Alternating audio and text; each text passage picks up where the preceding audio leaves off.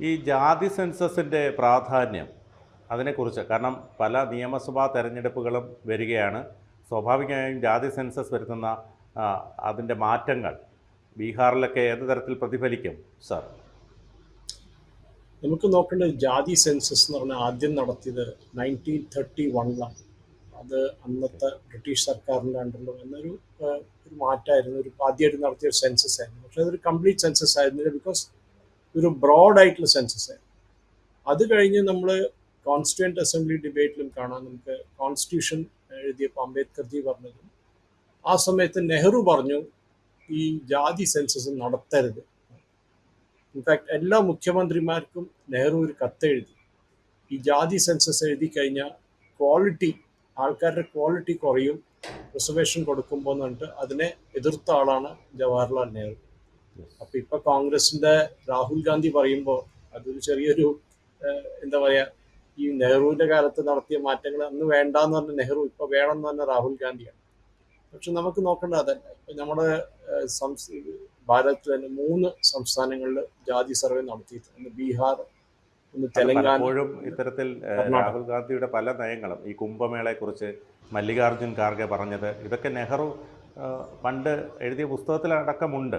പക്ഷേ ഇവരിപ്പോൾ ഇപ്പോഴത്തെ രാഷ്ട്രീയ സാഹചര്യം വരുമ്പോൾ ഇതെല്ലാം മാറ്റി പറയുന്ന സ്ഥിതിയിലേക്കാണ് കാര്യങ്ങൾ എത്തുന്നത്. അതാണ് ജാതി സെൻസസിന് സംഭവിച്ചത്. കറക്റ്റ്. അപ്പോൾ നമുക്ക് നോക്കേണ്ടത് ബീഹാറിൽ സെൻസസ് നടത്തി, പക്ഷേ ഈ പറഞ്ഞ മാതിരി അതിനെ പ്രസിദ്ധീകരിക്കാൻ പറ്റി, പക്ഷെ ഒന്നും ആക്ഷൻ ഒന്നും ഇല്ല അതിൻ്റെ. ബിക്കോസ് ഈ ജാതി സെൻസസിൽ നമുക്ക് ഏറ്റവും വലിയൊരു തെറ്റെന്താന്ന് പറഞ്ഞാൽ, ഇതിൽ ആരുടെ അടുത്തും ഇതിനെപ്പറ്റി പ്രൂഫ് ചോദിക്കുന്നില്ല. നമ്മുടെ വീട്ടിൽ വന്ന ഒരാൾ ചോദിക്കും നിങ്ങൾ എന്താണെന്ന് ചോദിക്കും, അപ്പം ഞാൻ പറയാം എൻ്റെ കാസ്റ്റ് ഇതാണ്. അതിൻ്റെ വല്ല ആധികാരികമായിട്ട് വല്ല പ്രൂഫ് ഉണ്ടോ എന്ന് ചോദിക്കില്ല. അപ്പോൾ ഈ പറയുന്ന കാര്യം അങ്ങേയറ്റം അങ്ങനെയാണ് എടുക്കണം കംപ്ലീറ്റ് ആയിട്ട്. അപ്പോൾ അത് ശരിക്കുള്ള സർവേ അല്ല. സർവേ നടത്തണമെങ്കിൽ അതിൻ്റെ കൂടെ ഒരു പ്രൂഫ് ചോദിക്കും. നിങ്ങളുടെ എന്തെങ്കിലും ഒരു പ്രൂഫ് ഉണ്ടോ നിങ്ങളുടെ കയ്യിൽ? ആദ്യം തന്നെ പറഞ്ഞു വെക്കുക. ഈ പറഞ്ഞ ഒരു ടെലിവിഷനും ന്യൂസ് പേപ്പറിൽ കൂടെയൊക്കെ പരസ്യങ്ങളൊക്കെ കൊടുത്ത് നിങ്ങളുടെ വീട്ടിൽ വരുന്ന എന്യൂമറേറ്ററിന് വരുമ്പോൾ നിങ്ങളുടെ ഏതെങ്കിലും ഒരു ഡോക്യുമെൻറ്റേഷൻ, നിങ്ങളുടെ സ്കൂൾ സർട്ടിഫിക്കറ്റോ അല്ലെങ്കിൽ നിങ്ങളുടെ ജാതി സർട്ടിഫിക്കറ്റോ അല്ലെങ്കിൽ ഇപ്പം ഏതെങ്കിലും വഴി സർട്ടിഫിക്കറ്റ് കണ്ടുപിടിച്ചാൽ നിങ്ങൾക്ക് അത് പ്രസൻറ്റ് ചെയ്യാം. പക്ഷെ അത് നടക്കുന്നില്ല. വെറുതെ ഈ എന്യൂമറേറ്റർ വരുന്നു. ചിലവരൊക്കെ വീട്ടിലിരുന്ന് എഴുതുകയാണ് കേട്ടോ എന്യൂമറേറ്റർ, അവർ വരുന്നില്ല വീട്ടുകാർ. ഇപ്പോൾ കർണാടകത്തിൽ നടന്ന സർവേ 2015 നടന്നത്. അന്ന് സിദ്ധരാമയ്യ ഗവൺമെൻറ് ആയിരുന്നു ഉണ്ടായിരുന്നത്. സിദ്ധരാമയ്യ അന്ന് എന്ത് ചെയ്തു, ഈ സർവേ നടത്തി കഴിഞ്ഞിട്ട് അദ്ദേഹം അത് പൂട്ടി, പൂട്ടിയിട്ട് താക്കോല് വലിച്ചെറിഞ്ഞു. അദ്ദേഹം പറഞ്ഞു ഇതിൻ്റെ പിന്നെ നമുക്ക് പിന്നെ നോക്കാം. പിന്നെ അത് കഴിഞ്ഞ് BJP ഗവൺമെൻറ് വന്നു. അത് കഴിഞ്ഞ് തിരിച്ച് സിദ്ധരാമയ്യ വന്നപ്പോഴാണ് പിന്നെ ഈ റിപ്പോർട്ട് രാഹുൽ ഗാന്ധി ഈ പറഞ്ഞ മാതിരി ജാതി സെൻസസ് നടക്കുന്നത്. അപ്പോൾ മനസ്സിലായി ഇത് കർണാടകത്തിൽ ഓൾറെഡി 10 കൊല്ലം മുമ്പ് ചെയ്തു കഴിഞ്ഞ പരിപാടിയാണ്. അപ്പോൾ എന്താ ഇത് പുറത്തിറക്കാത്തത്? അപ്പോൾ പേടിയാണ് ഇവർക്ക്. ബിക്കോസ് ഈ പുറത്ത് ഈ റിപ്പോർട്ട് വന്നു കഴിഞ്ഞാൽ കർണാടകത്തിലെ ഒരു യുണീക്ക് സിറ്റുവേഷൻ ഞാൻ പറയാൻ കാരണം, നമ്മൾ ഈ ബീഹാറിനെ പറ്റി പറയുമ്പോൾ അതിൻ്റെ ഒരു ഓപ്പോസിറ്റ് സൈഡ് കർണാടകത്തിൽ നടന്ന ഒരു പ്രോബ്ലം നമ്മൾ മനസ്സിലാക്കണം. കർണാടകത്തിലെ ഏറ്റവും കൂടുതൽ 2 വലിയ കമ്മ്യൂണിറ്റീസാണ് വൊക്കലിഗാസും ലിംഗയാറ്റ്സും. അവർ പറയണ ഈ സർവേയിൽ അവരുടെ നമ്പർ കുറച്ച് കാണിച്ചു. അപ്പോൾ ആലോചിച്ചു, അതൊരു വലിയൊരു പ്രോബ്ലമാണ്. അവർ പറഞ്ഞ ഞങ്ങളുടെ പോപ്പുലേഷൻ്റെ ശതമാനം ഇതിനേക്കാട്ടും കുറേ കൂടുതലാണ്. റിസർവേഷൻ്റെ ബെനിഫിറ്റ് കിട്ടും. അതിന് വേണ്ടിയിട്ടാണ് പറഞ്ഞത് ഞങ്ങളുടെ പോപ്പുലേഷൻ 17 അല്ല 24 വൊക്കലിഗാസ് പറയും ഞങ്ങളുടെ പോപ്പുലേഷൻ 18 അല്ല 25. അങ്ങനെ ഈ 2 കമ്മ്യൂണിറ്റി തമ്മിൽ അവരാണ് ഏറ്റവും പവർഫുൾ ആയിട്ടുള്ളത്. അവരുടെ ഇതെന്നാണ് മുഖ്യമന്ത്രിമാർ യൂഷ്വലി ഫോം ആവും. പക്ഷേ ഈ പ്രാവശ്യം കുർബ കമ്മ്യൂണിറ്റിയിൽ നിന്നുള്ള മുഖ്യമന്ത്രിയാണ് സിദ്ധരാമയ്യ, ഒരു ബാക്ക്വേർഡ് ക്ലാസ്റ്റർ. പക്ഷെ അല്ലെങ്കിൽ മിക്കതും ഒന്നിലോ ഈ പറഞ്ഞ വൊക്കലിഗ അല്ലെങ്കിൽ ലിംഗായത്ത് കമ്മ്യൂണിറ്റിയിൽ നിന്നായിരിക്കും നേതാക്കന്മാർ മുഖ്യമന്ത്രിയാവുന്നത്.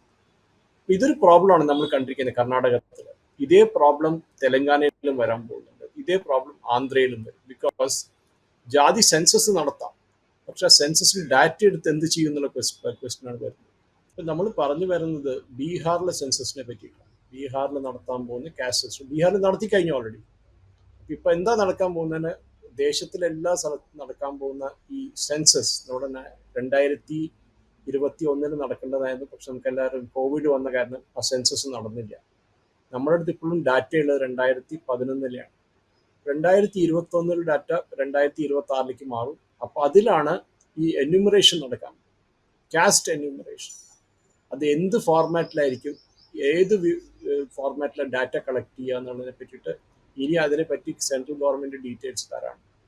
പക്ഷേ ഈ അല്ല, പറഞ്ഞ ഞാനൊന്ന് മാതിരി ഇടപെട്ട് ചോദിക്കുകയാണ്. അതായത് പറയും. നിതീഷ് കുമാർ നയിച്ച മഹാസഖ്യം സർക്കാർ 2022 ജാതി സെൻസസ് നടത്തിയപ്പോഴുണ്ടായ ഈ പൊള്ളലുണ്ടല്ലോ, അത് മാത്രമല്ല 2024 ലോക്സഭാ തെരഞ്ഞെടുപ്പിൽ ഇന്ത്യ സഖ്യം ജാതി സെൻസസ് വിഷയമുയർത്തിയപ്പോൾ പ്രതിരോധത്തിൽ വീണതുമൊക്കെയല്ലേ ഇക്കാര്യത്തിൽ ഇവർ ഇത്രയധികം ഒരു വിഷയം ഉയർത്താനുണ്ടായ സാഹചര്യം കൂടി?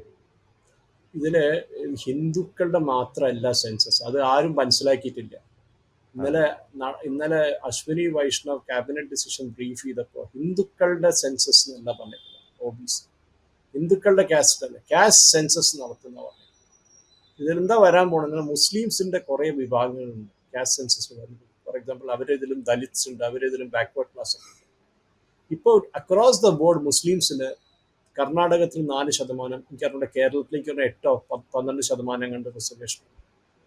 അതില് ഈ ഫോർവേഡ് കാസ്റ്റുകാരെല്ലാം കയറിക്കൂടി, നല്ല കാശുള്ള ആൾക്കാരൊക്കെ റിസർവേഷനിൽ കയറിക്കൂടി. ഈ കാസ്റ്റ് സെൻസസ് നടത്തി കഴിഞ്ഞാൽ മുസ്ലിംസിൽ പിന്നോക്കമുള്ള ആൾക്കാർക്ക് റിസർവേഷൻ കിട്ടും. അതാണ് രാഹുൽ ഗാന്ധിക്ക് വരാൻ പോകുന്ന വലിയൊരു അടി. രാഹുൽ ഗാന്ധിയുടെ വിചാരം ഇതൊരു ഹിന്ദു ബേസ്ഡ് കാസ്റ്റ് സെൻസസ് ആണ്. അല്ല, ഇത് മുസ്ലിംസിനാണ് കൂടുതലും ബാധിക്കാൻ പോകുന്നത്. മുസ്ലിംസിന്റെ ശരിക്കുള്ള കാസ്റ്റ് സെൻസസ് ഇതെന്ന് നമുക്ക് മനസ്സിലാവും. അതാണ് വരാൻ പോണ വലിയൊരു മാറ്റം ഈ സെൻസസിൽ. ഈ ഡാറ്റ വന്നു കഴിഞ്ഞിട്ട് വേണം കമ്മീഷൻ അപ്പോയിന്റ് ചെയ്യാൻ.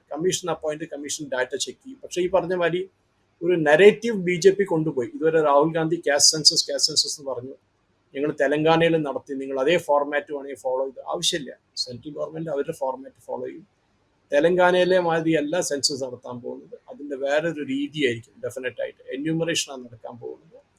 അതേ കൂടെ സെൻട്രൽ ഗവൺമെന്റ് എങ്ങനെ പ്രൂഫ് ചോദിച്ചു കഴിഞ്ഞാൽ, നിങ്ങളുടെ പ്രൂഫ് എന്താണ്, നിങ്ങൾ ബാക്ക്വേർഡ് ക്ലാസ്ഡ് ആണ്, നിങ്ങൾ OBC ആണ്, നിങ്ങൾ SC ആണ്, നിങ്ങൾ എന്തെങ്കിലും ഒരു പ്രൂഫ് ഉണ്ടോ എന്ന് ചോദിച്ചാൽ അവിടെയാണ് ഈ പ്രോബ്ലം വരാൻ പോകുന്നത്.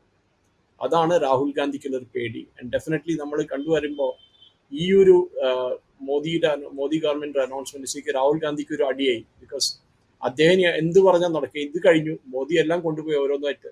ട്രിപ്പിൾ തലാക്ക് കഴിഞ്ഞു, CAA കഴിഞ്ഞു, വഖഫ് അമെൻമെന്റ് ബില്ല് കഴിഞ്ഞു, ഇനിയിപ്പോൾ ഇതും കഴിഞ്ഞു. ഇനി രാഹുൽ ഗാന്ധിക്കൊന്നും ഇല്ല ഒരു മാറ്റർ. എല്ലാം മോദി ഗവൺമെന്റ് ടിക്ക് ഓഫ് ചെയ്ത് കഴിഞ്ഞു. ഇനി ആകെ ബാക്കിയുള്ളത് ഒരു യൂണിഫോം സിവിൽ കോഡാണ്, അതും അടുത്തന്നെ വരും.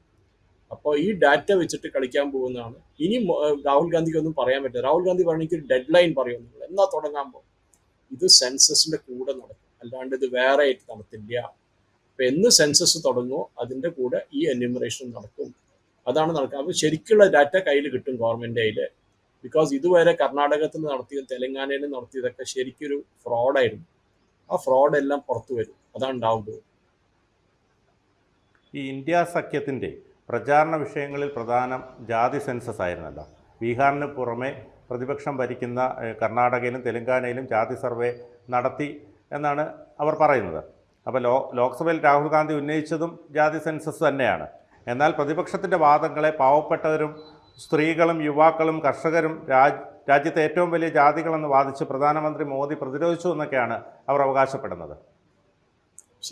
ഇതിലെന്താ പറ്റാൻ പോകുന്ന ഡാറ്റ ഒരു ക്ലാരിറ്റി ഇല്ല. ഫോർ എക്സാമ്പിൾ, ഞാനൊരു വേറെ ഉത്തർപ്രദേശാണ് ഏറ്റവും വലിയൊരു പ്രോബ്ലം ഉണ്ടാവാൻ പോകുന്നത്. ജാതിയിൽ നമ്മുടെ ദേശത്ത് 3-4 സംസ്ഥാനങ്ങളുണ്ട്. ഒന്ന് ആന്ധ്ര, ഒന്ന് ഉത്തർപ്രദേശ്, ഒന്ന് ബീഹാർ. ഈ 3 സംസ്ഥാനങ്ങളിലെ കാസ്റ്റ് വല്ലാണ്ട് ഒരു ഫീലിംഗ് ഉണ്ട്, കാസ്റ്റ് ഫീലിംഗ് ഉണ്ട്. അത് ഹരിയാനയിലും ഉണ്ട് കേട്ടോ, ജാട്സും നോൺ ജാട്സും. നമ്മൾ അവിടുത്തെ ഇലക്ഷനിൽ കണ്ടതാണ്. ഒരു പാർട്ടിയെ സപ്പോർട്ട് ചെയ്യാൻ പോയി കഴിഞ്ഞാൽ ആ മറ്റുള്ളവരെല്ലാവരും കൂടി നിന്നിട്ട് വോട്ട് ചെയ്യും. അതാ ഹരിയാനയിൽ ഉണ്ടായത്. ജയിക്കാൻ പോണ ഇലക്ഷൻ കോൺഗ്രസ് തോറ്റത് അങ്ങനെയാണ്. അപ്പോൾ അതേമാതിരി ഇപ്പൊ ഈ പറഞ്ഞ മാതിരി ഇപ്പൊ ബീഹാർ കഴിഞ്ഞ വരാൻ പോകുന്ന തെരഞ്ഞെടുപ്പാണ് ഉത്തർപ്രദേശ്. അതിനു മുമ്പ് അസ്സാം ഉണ്ട്. അപ്പോൾ അസ്സാം തെരഞ്ഞെടുപ്പ് ഉണ്ടാവും, ഉത്തർപ്രദേശ് തെരഞ്ഞെടുപ്പ്. അതിലാണ് ഈ ജാതി സെൻസസ്. അതേ സമയത്തായിരിക്കും ഈ സെൻസസ് നടക്കാൻ പോകുന്നത്. അപ്പോൾ ഈ പറഞ്ഞ മാതിരി ഈ ഡാറ്റ വന്നു കഴിഞ്ഞിട്ട് സെൻട്രൽ ഗവൺമെന്റ് എന്ത് ചെയ്യും എന്നുള്ളതാണ് ഇന്നത്തെ കണക്ക്. അതിൻ്റെ അർത്ഥം OBCs, ഫോർ എക്സാമ്പിൾ OBC കാറ്റഗറിയിൽ ഏറ്റവും പിന്നോക്കമുള്ള ആൾക്കാർക്ക് റിസർവേഷൻ കൂടും.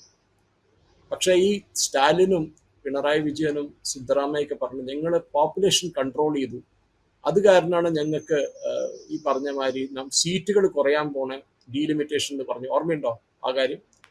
ഇപ്പോ എനിക്ക് ചോദിക്കാനുള്ളത്, നിങ്ങൾ അതേ പോപ്പുലേഷൻ കുറഞ്ഞ കാരണം ഈ ചില SC ST OBCക്കാർക്ക് അവരുടെ റിസർവേഷൻ കുറയും.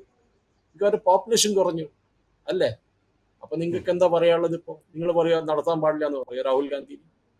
ഇതാണ്. പക്ഷെ ഫോർ എക്സാമ്പിൾ 100 പേരുണ്ട്, ഒരു 100 പേരിന്റെ ഡാറ്റാബേസ് എടുത്ത് നമ്മൾ വർക്ക് ചെയ്യുന്ന വെച്ചാൽ അതിൽ OBCs ഇതിനു മുമ്പ് 35 പക്ഷെ അവരുടെ പോപ്പുലേഷൻ കുറഞ്ഞു വന്നപ്പോൾ അവർ 35 31 മാറി.